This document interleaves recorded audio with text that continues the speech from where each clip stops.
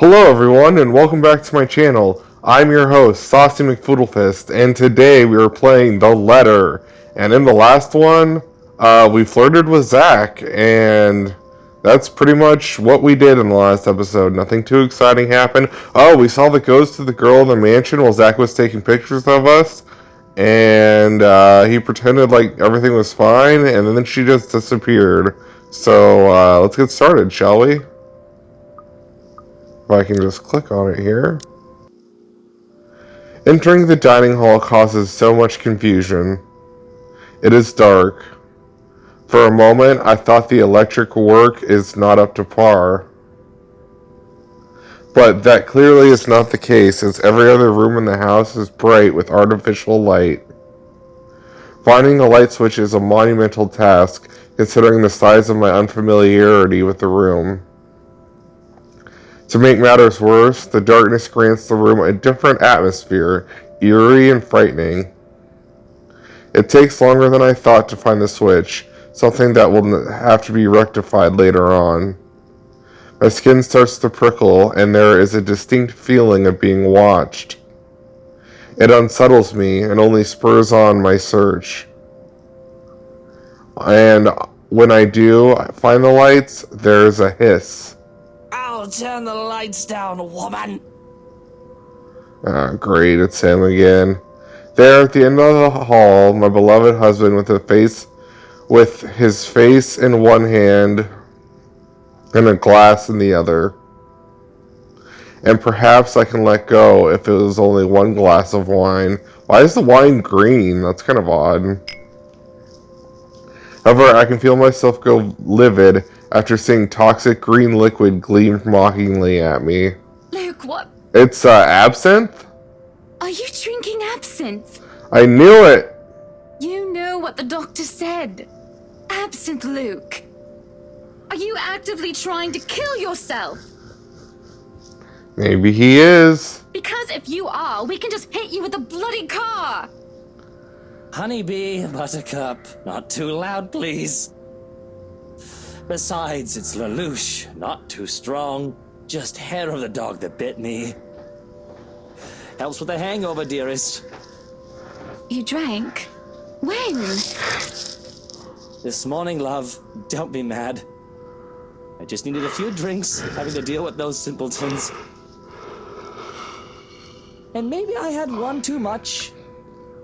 You don't see me whinging about you leaving me to handle them on my own. I had to attend the photo shoot and interview with Luxury Living. You know that. Let's not make this about me, Luke. This is about you and your drinking problem and... Oh, I don't know, Hannah, darling. What if my drinking problem, as you like to call it, is linked to you? If we think about it that way, this discussion is about you. A typical alcoholic blaming other people for their problem. That was pretty mean of you, leaving me alone to do all the work like that. You can't use the interview as an excuse either, honey. I was informed the moment your little interview was done. So, what was it then, What were you doing? Sorry, I'm yawning. I just woke up, so that's why I've been yawning in my videos lately. What's it gonna be? Should I tell the truth or tell a little lie? I was with Zachary. I was tending the gardens. I'm gonna lie. Fuck this I guy. was just tending to the garden, sweetie. You were? For a moment, he looked skeptical. I can tell by the gleam in his eyes and by the way he sits up in attention. He thinks I'm lying. But I see no point in bringing up Zachary and aggravating him. I did tend to the gardens for a bit, so it's not a complete lie. Just a little white lie. Yeah, that's how it starts. Besides, I know just how to please him. Yeah, you do. Sauntering over and circling around him, I place my fingers on his shoulders. He lets out a little groan before melting like butter as I massage his shoulders. I had to make sure they didn't ruin your favorite daffodils. Oh, that is wonderful. I'm not sure if he means the massage or the flowers, but I'll take it. This is better than a fight. So, absinthe. Just one glass. Loosh. I suppose I can let this one go. A bit too late anyway, you've already drank half the thing. But remember your doctor's orders. Yes, I'll try to drink less. Try. Hey, I'm only human. Do you want one? No, thank you. What? You should have taken one, Hana. Supper is spent in silence with nothing but the occasional sound of silverware. A grand feast has been served, well, grander than usual anyway, most likely due to Luke's complaint of stress. A platter of native oysters for starters, and a tranche of turbot with purple sprouting broccoli, lemon capers, and anchovy sauce for the mains. Yum. And to finish it off, black tea and golden syrup sponge pudding with custard. But when our appetites are appeased and the plates are cleared away, Luke stands, kisses me goodnight, and leaves me to stare at my half-empty cup. Lonely in the lull of the night, I sit in a house too big and too empty, foreign and unwelcoming. Even with its warm tone and homey decor, it feels cold. There is no need for tears, however. I know I can get through this like every other obstacle I have faced before. This is a minor setback, to what I hope will be a long and happy life. To remind myself that this place is for Luke and for our future children fills me with a renewed vigor. Besides, it looks like someone is having a cry already. The wailing is far away and muffled. Yet at the same time, it shakes me to my very core as I hear it. As if the suffering is just standing right beside me. I wonder who it could be. Hearing it sends a chill down my spine and makes my skin prickle with goosebumps. Who is that? Uh-oh. Curiosity sinks in as I follow the sorrowful sounds into the kitchen and into the wine cellar hatch. Hello? Is anybody down there? I am curious and concerned, but there's no way I'm going down to a dark, humid underground. I'm not as enthusiastic as Luke, who considers himself quite the connoisseur. However, I cannot bring myself to go to bed with this racket going on. It is one of the household help. They are surely in need of some talking. If it is one of the household help, they are surely in need of some talking. After all, this wouldn't be the first time I've gone and found one of the maids sobbing their eyes out over one thing or another. As professional as our staff are, they are still human. More often than not, it's either Johans or who I'd like to calm them down, who'd help them out to figure out how. More often than not, it was either Johans or who I'd calm them down, who'd help them figure out how to go on about things. Unfortunately, I am not in high spirits right now, so I'm not wholly benevolent. Open the hatch, call them out. I'm gonna open it. I may not be going down, but there's no point in talking through closed doors. Or hatches in this case. The thing refuses to budge until I hear a soft click, and it easily swings free. As I lift up the hatch and look down the cellar, a sense of uneasiness washes over me. It is just the sudden onset of vertigo and nausea, but also the darkness. Didn't we have a dream about this? It's suffocating. And as I look down, it feels as if it's looking back at me. I worry that something will suddenly pull me into the deep. I can hear whispering,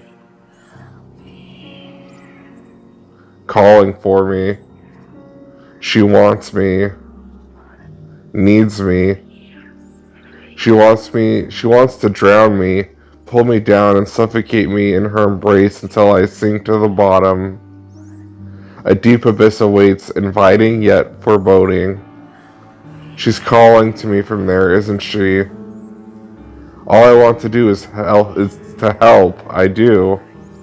but the shadows threaten to creep out and a feeling of apprehension keeps me in place. Already, it paints the room in a darker light. This is like the dream all over again. There is a hook in my stomach as well, but this time it doesn't pull me back. Instead, it pulls me forward. There is a lurching sensation, and the feeling that follows after is hard to explain. It feels like I'm watching myself from the sidelines, a spectator to my actions or lack thereof. I will myself to snap out of the detached feeling, to move, to do anything except stare at myself. And for a moment, I see the look of fear in my own face. I'm back in the body, but the hook in my stomach is no longer the only one I use.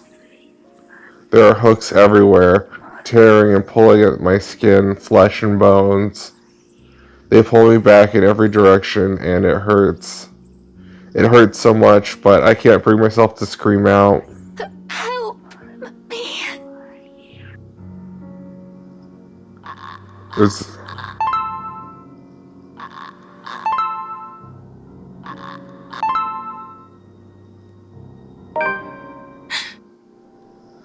I wake up from a deep slumber. It takes a while with the fog that has settled in my head with heavy limbs, but soon enough I manage to look around. In our bedroom already, although I do not recall going there. Luke slumbers beside me, looking peaceful and angelic. It doesn't matter. I'm safe and I feel better than ever. Tomorrow, better days will come. It's almost Halloween. Luke is already gone by the time I arise. There isn't a single hide nor hair of him to be found, and trying to call him on his mobile is a bust, as it only goes straight to his voicemail. That's twice in a row he's gone on me. And for him to disappear today of all days is every bit as upsetting because of what's to come. The morning is once again filled with a whirlwind of activity. Fortunately, I am much more refreshed as I took my break from my responsibilities. I haven't the faintest clue where Luke went yesterday. Today is going to be a busy day, although unlike Wednesday, the master of the house isn't here right now, absent once again from his duties. Hopefully he'll be back in time for the party. This is our house, after all. A grand housewarming party for the wonderful Wright mansion. Every person of importance from Luxbourne is invited, and there will be a few guests flying in as well. Of course, there will be some people from the media, along with our friends and acquaintances, who made no less important regardless of their status in society. Marianne and I discuss business and last-minute touches to the house before finalizing everything. Not that there is much to change from our original plans. Bar any huge additions to the property itself, the mansion is nearly 100% complete. You have certainly exceeded expectations, Marianne. Everything looks so marvelous, and in such a short time, too. Well, I can't take all the credit. People have certainly been enthusiastic about the idea of working on the Wright mansion. There won't be any more problems unless Mr. Wright has any more objections about the second bedroom. Luke and I had a small tiff about making the second bedroom into a child's playroom, which I insisted is completely practical. In the end, he acquiesced. I didn't give him any choice in the matter. I even bought this wonderful wooden crib from the antique store yesterday, including some toys. Just in case anyone brings their baby, of course. Besides, we have little need for actual guest rooms. We hardly have guests who spend the night. If we absolutely have to, we often choose to foot the bill for their visit in one of the hotels instead, always at Luke's own insistence. And on the off chance that we actually let someone stay, the bedroom in the opposite wing is still up to the task. Oh, no. We proceed with that room as planned. I already agreed to him having his greenhouse and his vineyard and his stables. He may as well let me have this one thing. No, I did not agree to let him have the helipad. Alright then. Well, do we have any other concerns? Anything we need to put on our agenda before the party commences? No, I don't think so. Not unless Luke has anything else to say. Is he around then? It'd be best if we can note down his request right away considering the scope of his usual ones. Around? No. Where is he? Who knows where? I don't. No, he's not around. She didn't have to point out the obvious now, did she? After 7 long years, I've already gotten used to him. I should be by now. Still not, apparently. But don't you have a party? I want nothing more than to complain, to whinge about how unfair that is, or this is. However, airing out one's dirty laundry is simply taboo among high society. To do so will make you a ripe target for the next dinner party chit-chat. You already did. Vultures, a lot of them, really. Or most of them, at least. There are always good ones like Rochelle Lee, but you put your trust in the wrong person and you find yourself eagerly picked apart. Yes. But Luke's just being a sweetie, you see. That friend he's visiting, he's having marital problems and he's just trying to cheer him up. Perhaps I'm being a bit too rash, a bit too hot-headed in divulging details, but I thought myself clever with a plan to dress it up as gossip. Marianne's raised eyebrow makes me unsure whether she is interested or not.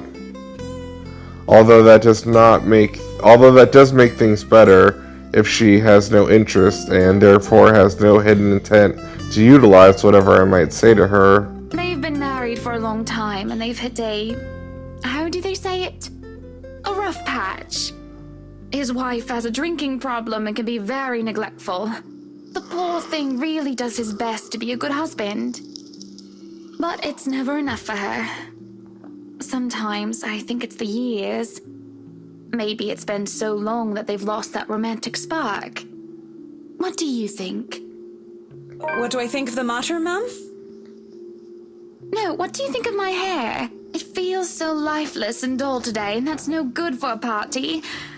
And I think I'm breaking out into zits. Oh no! Now that you mention it, there is something different. There better not be something on my face. I wouldn't worry about that. You do look a little paler than usual, ma'am. I apologize if I'm crossing any lines here, but have you been resting properly? You'd think I get a bit tanned with how sunny it's been lately. Don't you worry. I feel right as rain and never better. But back to the matter at hand. You were asking for my personal opinion on the matter, ma'am? Do you want me to be honest, or... Do I want her to be honest? Be honest with Be me. honest with me, Marianne. I don't need someone to sugarcoat it. I'm not some fragile thing that I'm just going to break down at the slightest thing. She hesitates, taking a sip of her coffee while I stare into my own cup of tea. The silence stretches on, and I almost believe that she will never answer my question. I suppose that I shouldn't blame her, putting her in a tight spot like this. Her hesitation is understandable, though, I loathe to admit it. She simply wants the whole thing to stay professional. But then, she speaks. If I'm going to be completely honest, I need to ask. This is about you, Mr. Wright, isn't it? It's my turn to hesitate now. I really didn't expect her to be such straightforward with the question. And to get to the heart of the matter, I suppose I'm not as clever as I'd like to think. Or is it really that bad that an outsider can see that our little marital troubles... Well, she already knows because you told her a whole bunch of shit, Hana. Surely we aren't that obvious, are we? We've put up the act as a perfect couple for years, although it hadn't always been an act. Marianne is just more keen than the average person, of course.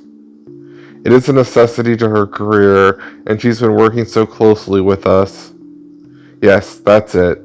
Suppose it is. What would you tell me? Then, I tell you it's none of my business. I tell you that I don't want to meddle. But if the troubled husband with the neglectful wife asked me for my honest opinion, I'd say that he shouldn't base his happiness and his self-worth on someone else. Someone who won't even give him the time of the day. Maybe he should try being independent for a while. See what it's like when he isn't trying to please someone else and doing things for himself. Everyone's supposed to be their own man or woman, right? A bit of breathing room never hurt anyone. That's just my 2 pence worth, of course. So you're saying they should divorce? Nothing as drastic as that. If they're afraid that it might lead to just that, then maybe that is what's meant to happen in the first place. We shouldn't let our fear control our lives. But it's just a short hiatus is all. Or, couples therapy? Look, I'm really not the best person to ask about relationships, so grain of salt and all that. She trails off, having said her piece, and leaves nothing but a smell of coffee and Earl Grey between us. There's a calm despite the nature of what has just been discussed. To say that her words make me start to think is an understatement. To say that I'm not considering her advice is a lie. And to say that I might just be calm, this might be the calm before the storm, is a possibility. Others have had shorter marriages, yes, but plenty have celebrated long and happy ones as well. My own parents celebrated their choral anniversary before they passed away. But 7 years? 7 years isn't a whole lot in the grand scheme of things. It isn't a whole lot of time to see what and where our relationship can bring us. And at the same time, 7 years? Well, it hasn't been entirely made of unhappy years, has it? It won't last forever. It's not supposed to, anyway. I just dread the thought that it might last a very long time. I dread the thought that these small spats, these little disagreements, will turn into an all-out resentment. The idea that we will grow to hate each other with every fiber of our being scares me. I can't even pinpoint the exact moment when our blissful union turned sour. When did he start to seek other women, lacking any ulterior motives? When did we start to cooperate to suit our materialistic greed and attention-seeking ways? Money and success, fame and glamour. Are these the only reasons we stay together? There's a cough before Marianne clears her throat. I must have been quiet for so long, and I must move to apologize when she stands up. We both end up on our feet, unsure of how to proceed. Some sort of odd, awkward shuffle occurs as we decide whether to sit back down or not. I really should handle what's left of the work. You won't be attending the party? Oh, you really must, Marianne. I'll try to stay and chat. Maybe grab a few bites and a drink, but I can't be around for the entirety of the event. My apologies. Busy, busy, busy. You must stay a while. I'd love for you to meet some of my friends, and they're ever so excited to meet you. You need to say hello to the Lees, at least. If it wasn't for them, I'd never even heard of you. We'll see. So, if I can be excused? Certainly. You'll have to excuse me as well. I must attend to the party before any early birds arrive. Because, believe me, they will throw a fuss if things aren't ready, even when they're not supposed to be here until an hour later. Alright, we are going to end the episode off here at the party. Thank you all so much for watching. If you like this video, give it a thumbs up. You know what to do. And I'll see you in the next one. Goodbye, everyone.